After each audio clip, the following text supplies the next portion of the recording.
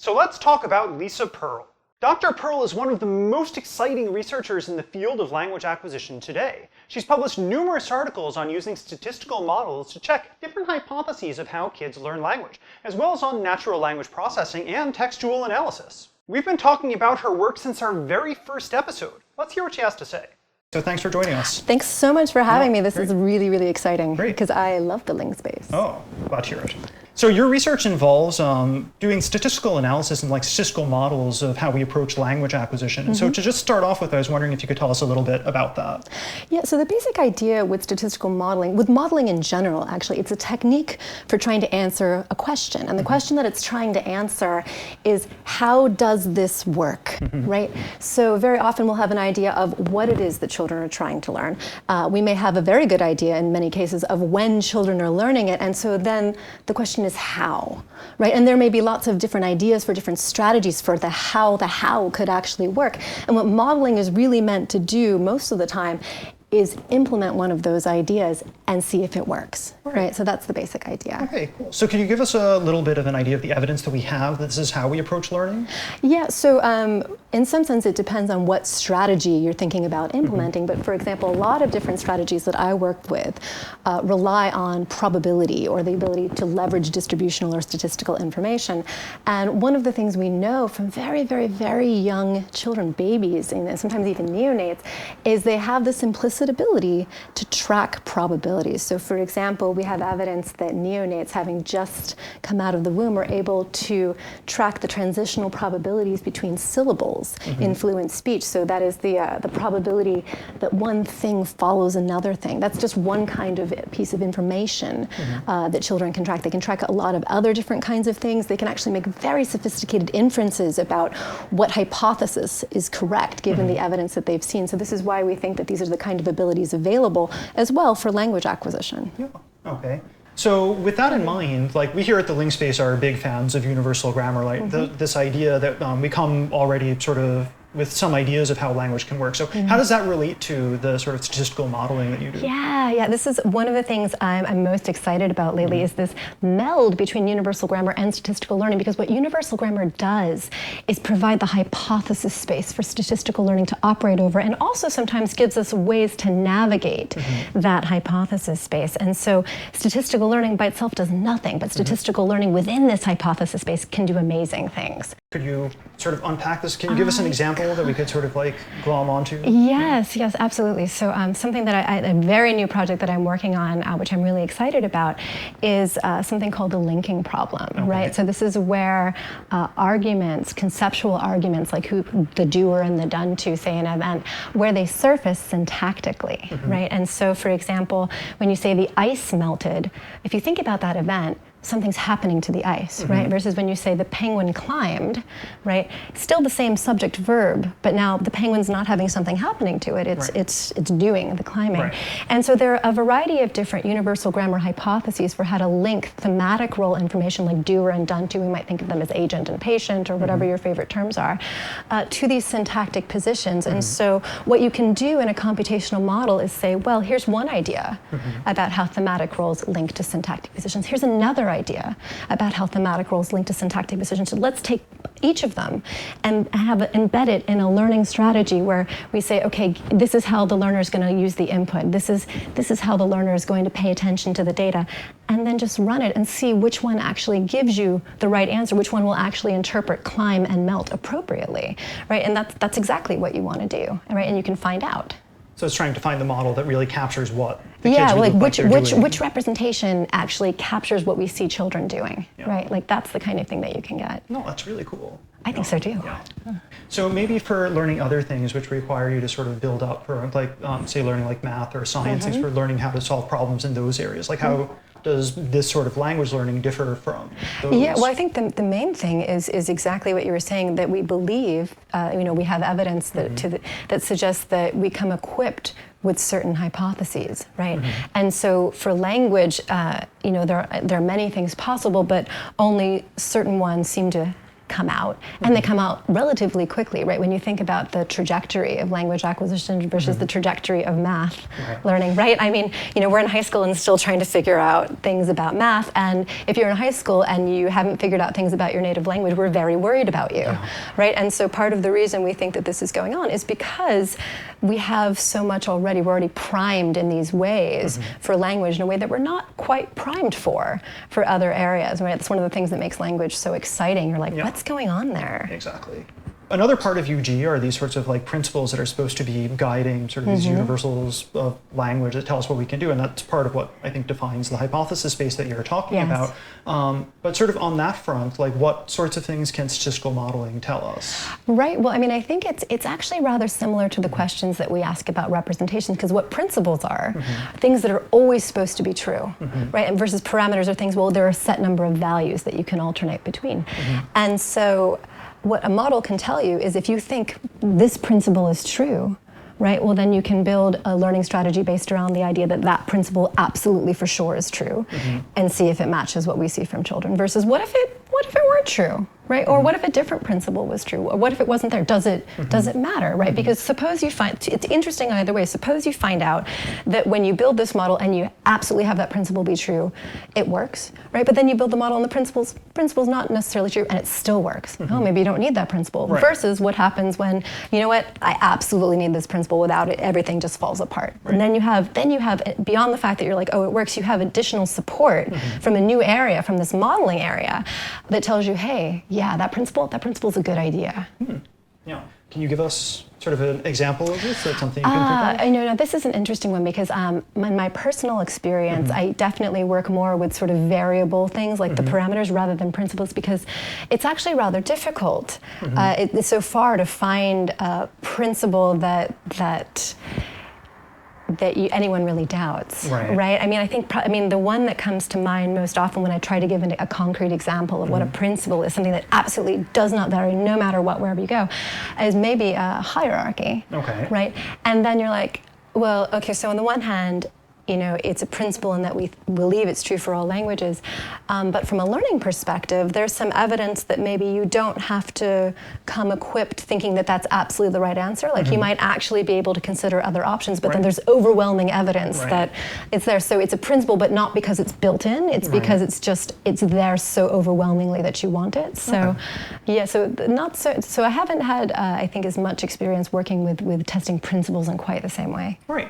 So we've seen that you've done some work on textual analysis, looking at literature and Writeprint, like how people sort of get these characters. And I was wondering, first, if you could just tell us a little bit about what that is. Yes. Okay. So the term Writeprint is taken from the idea of a fingerprint, right? It's like this identifying aspect of you that's unique to you, and we stole it from the idea we're dealing with what's called stylometrics about your style of writing, and so we're like, it's not your fingerprint, it's your Writeprint, your personal style of communicating in a particular genre. Because you can imagine you might have one way of communicating via text message versus Twitter versus email.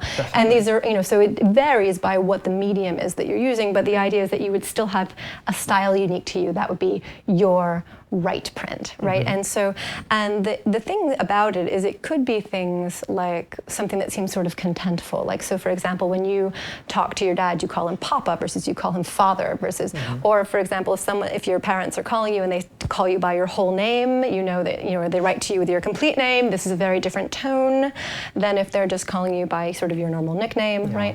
This kind of thing. But it can also include aspects which are meant to be a bit more implicit, right? So it's like, what prepositions do you tend to use? How long do your verb phrases tend to be, right? Do you tend to use the active or the passive more? I mean, just small things. Again, some of them may be under conscious control, some of them aren't, but just the sort of things collectively that you tend to do tend to be fairly distinctive. Yeah. We've definitely noticed this for doing the challenge. We have multiple people writing scripts and trying to get everything to sound sort of the same as always. No, it's very true. I mean, it's something that I think as humans we often are very sensitive to, right? You're like, this, even if it's not so much this is by this person, it's the sense of this feels like it's written by a different person than this part over here. We're very sensitive to these things, even if we're not exactly aware as to why it sounds different. There's this implicit sense of, that's different, right? So the humans tend to be fairly good about picking up these kinds of things, although it turns out that they're terrible at automatically detecting deception, right? So just wretched. So for example, fake product reviews, humans are wretched. Okay. Yes. How? So. I want to ask about how now, but no. Well, I mean, basically, so there are these studies where they have people generate true reviews and fake reviews. You know, it's not exactly naturalistic because it's within the context of, say, a mechanical Turk experiment. But you know, they have it so they know for sure that this is a true review and this is a fake review. And then they just ask humans who have not written these reviews, like which one is true, and it's like, you know, a 60% hit rate when it's a forced choice between two answers. So 50% is the baseline. You're like, wow, humans are terrible at this. Wow, right? Like there's a lot of room for improvement. To automatically detect something like this through these more subtle features is worthwhile. Yeah, no, I would agree. So I was wondering, like, I mean, some of the stuff you've done, they're big works of text, right? Like if you're looking at like a novel or like you have a lot to draw on, how much do you need, right? Like it depends on what kind of features you're looking for. So there are two basic kind of features that I tend to use when I'm looking at Writeprint, and one is a more contentful feature, which tends to come from a technique called topic modeling, which automatically infers sort of the topics that each word comes from, and that tends to require a lot of data, right? The utility of it is that you don't need to tell it beforehand, like what keywords or what are the interesting words, like it'll determine that for you, but you need like on the order of like tens of thousands of documents. And this is maybe not the sort of thing you're going to find in a single novel. And so what you tend to rely more on for smaller works would be the more stylometric features, which is like how often are you using this and how frequently you're using that. So you're really paying attention to various linguistic features, which is my main interest, is the linguistic features. But but they're much easier to just extract beforehand. So those tend to be the ones that, for example, on identifying characters in novels that you would rely more on. So since you bring up the novel thing too, like how do we manipulate these things to tell us sort of about people's characters, or is that something that people do? Yeah, well, so the main work that I've worked on in this area is in something called an epistolary novel, which is a novel of characters writing letters to each other. And of course, the author has written all of them and is trying to make these characters distinct. And so the interesting thing is that the author, of course, is only going to be able to manipulate the sort of things that you can manipulate consciously. And we do know that when you try to look at Writeprints for authors themselves, you tend to get a lot more sort of functional sort of things that they manipulate. And those tend to be very distinctive. Like one author is actually very distinct from another one based on these sort of functional feature Writeprints. When you look within an author who's still trying to consciously separate these characters, those, of course, are not the features they manipulate. They tend to manipulate the ones that are more conscious. They will, for example, tend to use things like punctuation to manipulate things like, this character uses lots of exclamation points, or this character uses lots of titles, and things that are very easy to manipulate. And it turns out that these get muddier, right, as compared to the sort of more functional features that are actually very cleanly separated across authors. Yeah, it's very fun. This is really cool. It's very fun. All right. So moving on to sort of a different topic, all right? So when we use sentences, we often run into kinds of ambiguities, right? Like if I say like I withdrew my money from the bank, like we know that we mean like a financial institution. Unless you have a very strange river.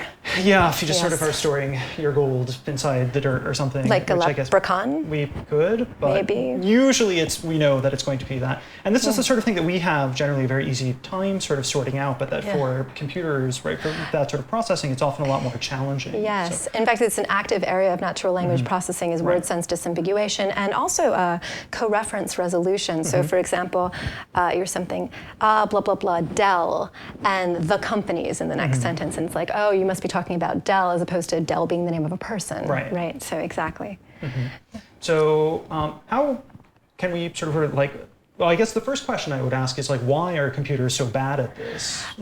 It's interesting because you would think that, what they try to do for the first thing is figure out just based on the words which surround the word of interest, like what the appropriate sentence is. And often that will work, right? Because you're like, well, with the bank example, if you're talking about money, there's really only one sense of bank that tends to be associated. So, there are easier cases, but then there are harder cases. And then so my understanding for the harder cases is that these are the sorts of things where you need more than just the surrounding words. You need to know something more about discourse context. Right. You need something more maybe about the syntactic structures in which they're using them in.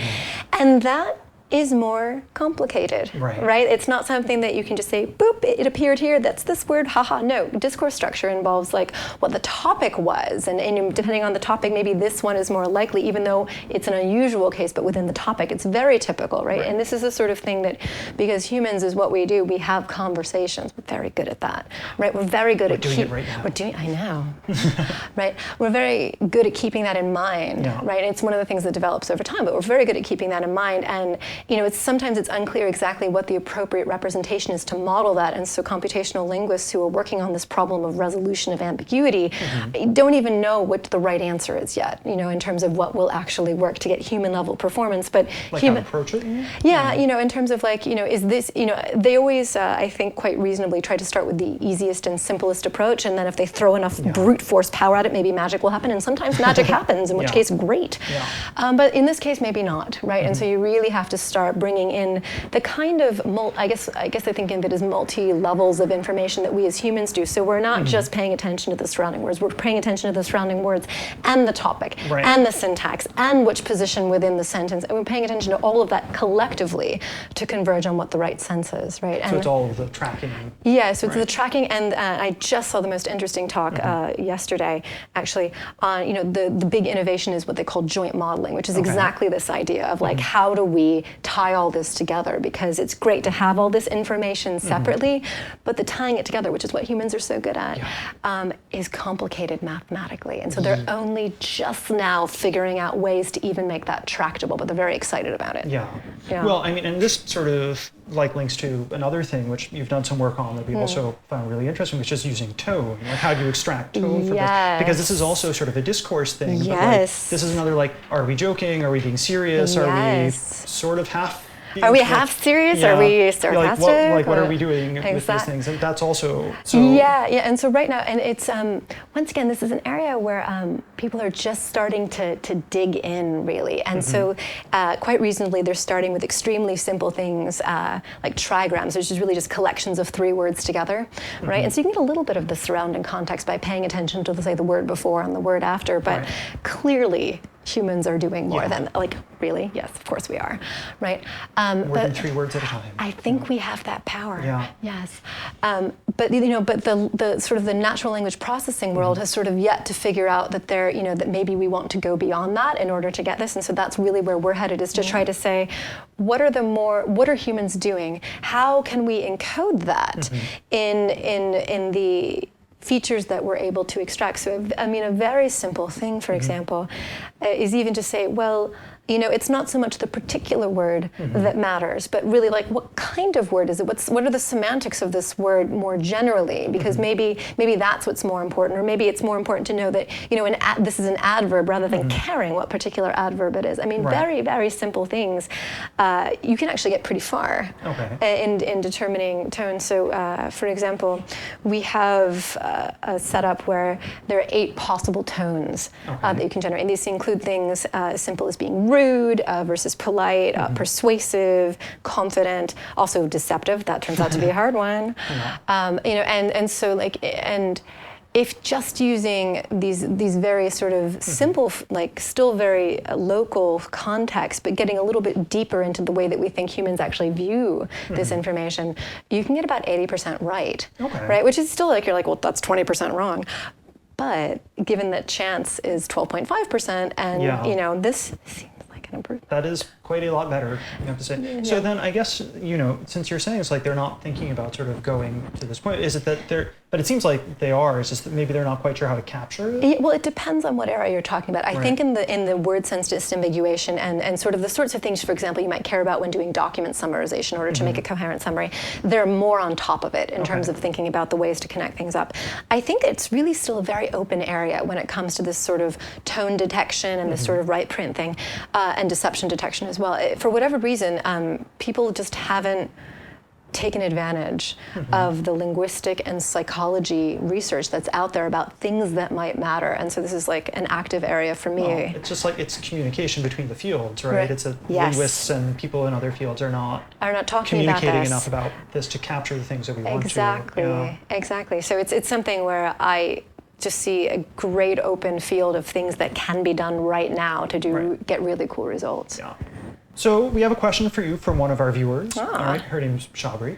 Shabri. Yeah, and it's about the linguistic modeling stuff we were talking about before, but in the context of second language acquisition. So all of the stuff you've been talking about has been with babies. It's like first language acquisition, right? But of course, there's a lot of other sorts of language acquisition, both sort of for kids and for adults for learning new languages. So what sorts of things can we do with modeling for those?